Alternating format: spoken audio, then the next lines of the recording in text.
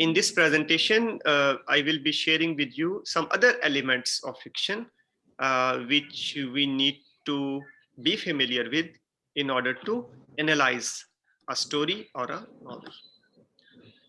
Now, students, these are some types of the element of character. Of course, character is the second important element of fiction. The first being plot, we already have discussed that, and second being a character. So the character in a story can be a protagonist, can be an antagonist. Sometimes it is a character which grows. It is called a character in a coming of age story or coming of age character. Or it can be a round character or a flat character. I hope you have heard of this word protagonist and then its antonym, which is antagonist. Protagonist is usually a representative of good in a story, usually a positive character, or we can also say it is usually a main character. On the other hand, antagonist is the second main character, usually represents the evil in the story. We can also call an antagonist a villain. That is a most common word, a more common word that we are aware of. And of course, for protagonist, we can also use the expression hero. So hero and villain, protagonist is the hero and antagonist is the villain. So these are two kinds of characters in a story. But then there is a third kind. It is called coming of age character. Coming of age character is a character in a story which grows with the growth of the story. It is a character which grows with the development of the narrative. There are some characters which are round characters. We already discussed that once earlier. Round characters are the characters which continue to change throughout the story. On the other hand, flat characters are the characters which do not change much. We are familiar with any one or maybe two of their characteristics, and they continue to represent the same characteristic throughout the story. Now, a round character can change positively as well as negatively. Okay, but the coming of age character changes only positively. That is how the character is shown to us. The character gets matured through experience. So when you read a story, you should identify the characters in the story, and you should try to situate or map those characters onto these types. You should be able to tell whether one particular character is protagonist or not, or round or not, or flat or not. You should be able to tell that in most of the narratives that you read. Next element of a narrative is called setting. The setting is the time and place of a literary text where the action is taking place. Is the action taking place in a dentist clinic? You know, the example that we read earlier. Or is the action taking place in a market, at a marketplace? Is the action taking place in a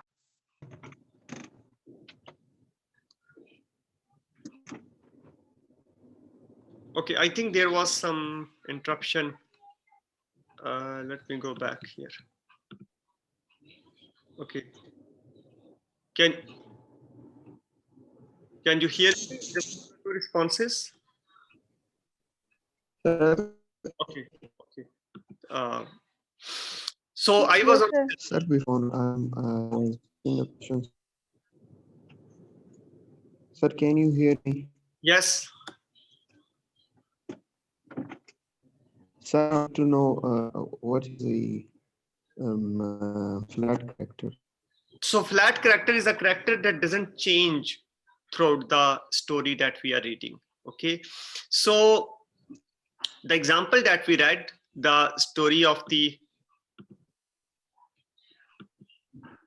uh, the dentist, probably the son is a flat character. Okay, because we are not told anything about any change in that character. On the other hand, the dentist and the mayor, they do undergo certain changes, if not personality wise, at least in physical terms. Who was the protagonist and who was an antagonist, that is a separate debate. Okay, but flat character is a one that does not change over the course of the story. All right. And what is coming out of an age? Coming of age character. So there is a kind of narrative.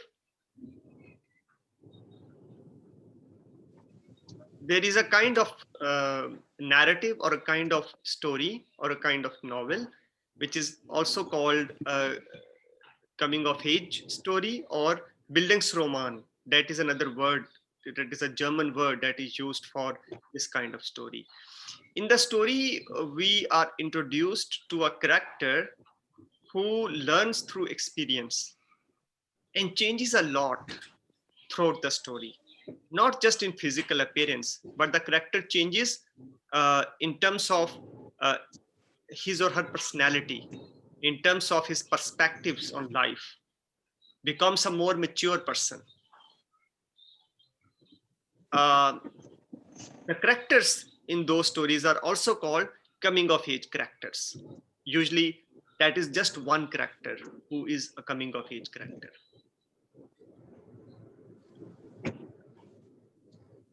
Sir, I also have a question. Yes, so Isha had this question, is coming of age be represented in a story? Yes, it can be. Yes, it can be in a short story as well. Coming of age yarn can exist in a short story as well. But we should understand that as a character in a narrative, you know, that is what we are dealing with, you know. But it is possible to have stories with coming of age characters. Yes, what is the other question? Somebody wanted to ask a question. Sir, I want to ask that protagonist and antagonist both are considered as a leading character. Well, protagonist technically is the leading character. Okay, sir. Not the antagonist.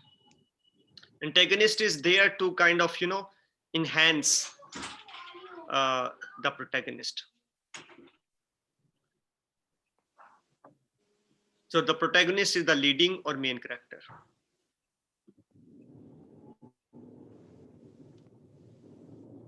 So for example, in the dentist story, probably we will identify the dentist to be a protagonist. Protagonist is also a character that dominates the narrative or that controls the narrative and thereby becomes the main character. Other characters are dependent on that character.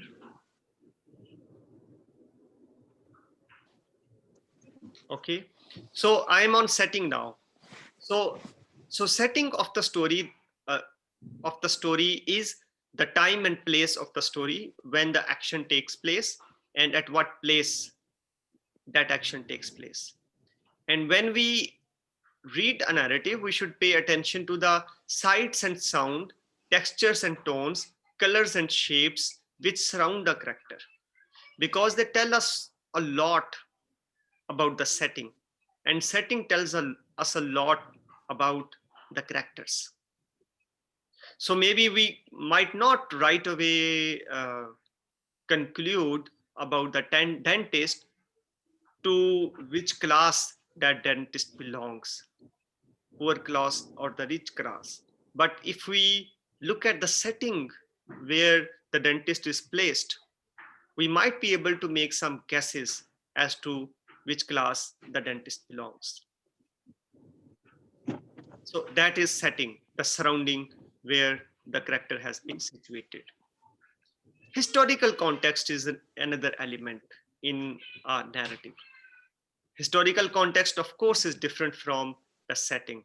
Now, historical context is the context in which the author has created the story. So the story could be written in the historical context of Second World War. A story could be written in the historical context of the partition of the subcontinent. A story could also be written in the historical context of COVID-19. The authors or the short story writers or the story writers in general, they are aware of, usually they are aware of the historical context in which they are placing their stories. So as readers of stories, as you people are, you need to be familiar with the relevant history if you want to thoroughly enjoy and appreciate the story that you are reading. Some stories have an explicit historical context. Some other stories have an implicit historical context. Some stories can easily be understood without any reference to historical context, but some other stories require us to be aware of the historical context as well. Okay. But what we should know is that historical context is one of the elements of a narrative that we read. And a fair understanding of historical context is important for that helps us to understand the content of a story. The next element of a narrative is a point of view. There could be first person point of view in a story. There could be a third person point of view in a story. Or there could be what we call stream of consciousness in a story or in a narrative for that matter. So first person narrative is a narrative which has I in it. That is, we are introduced to the character which is talking or speaking for itself with an I. Of course, we should not confuse that I with the author. The I in a story is not necessarily the author, although there might be some link between both of them. So first person narrative, and then the second one is the third person point of view, which is sir हम differentiate किस तरह करेंगे कि ये first person है या फिर authorhood है? We can't do that really, to be honest. We can't do that. But the only caution for us is that we shouldn't take I necessarily as the author.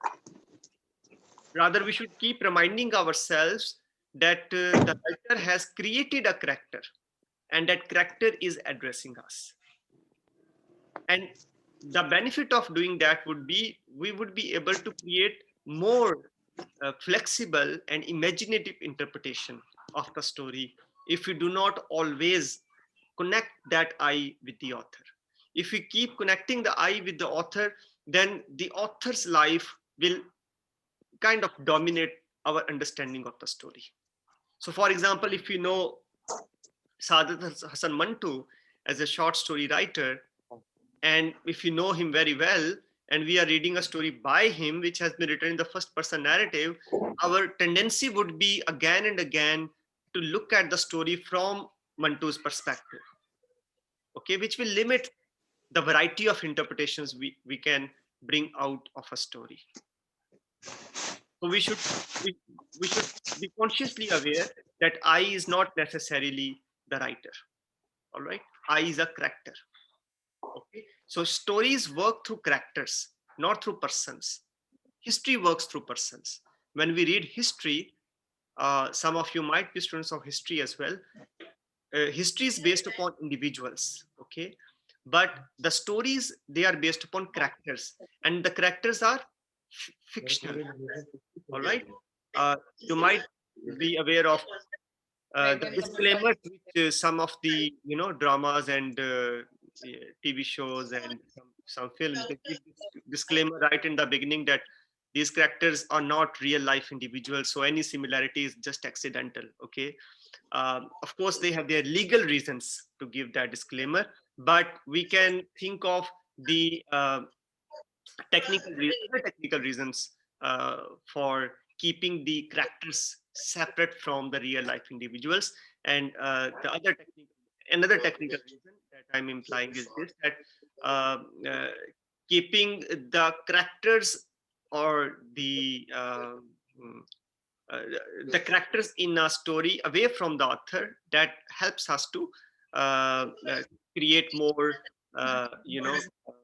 depth interpretations. Right? So the third person narrative, somebody has mic on, please mute it.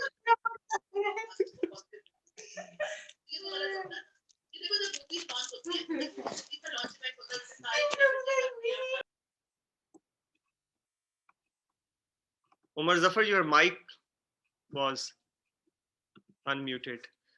Okay, third person is of course with he, she, and they. So you will see the story, you will read the story, and you would find that the writer has created the characters with the pronouns he, she, and they. So he did that, she did that, it goes on and go forth. Well, at the place of he and she or they, we could find the names as well. Okay. Now, this kind of point of view is also called omniscient point of view. It is called omniscient. Omniscient means all-knowing. So the writer kind of acts as an all-knowing narrator of the story, because he is the one who is telling us about everything, and we are trusting the instincts of the author. So whatever the author is telling us, we are believing it as it is. So he is supposed to provide to us all the information about those characters. Okay. Stream of consciousness is a little different from first person and third person in the sense that it kind of mixes both of them. Okay. In fact, stream of consciousness kind of goes beyond the limit of persons.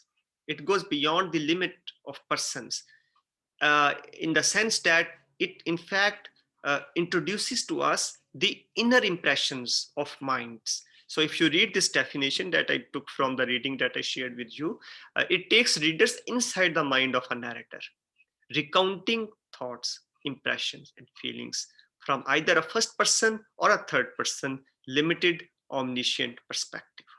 So there is a kind of interplay, between the first person and the third person, because through the stream of consciousness, what we come in interaction with is the mind of the author, or the mind of the narrator, in other words.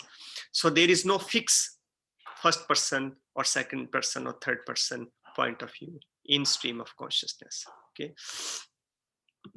So here is an example of a stream of consciousness, but for that you have to rejoin me.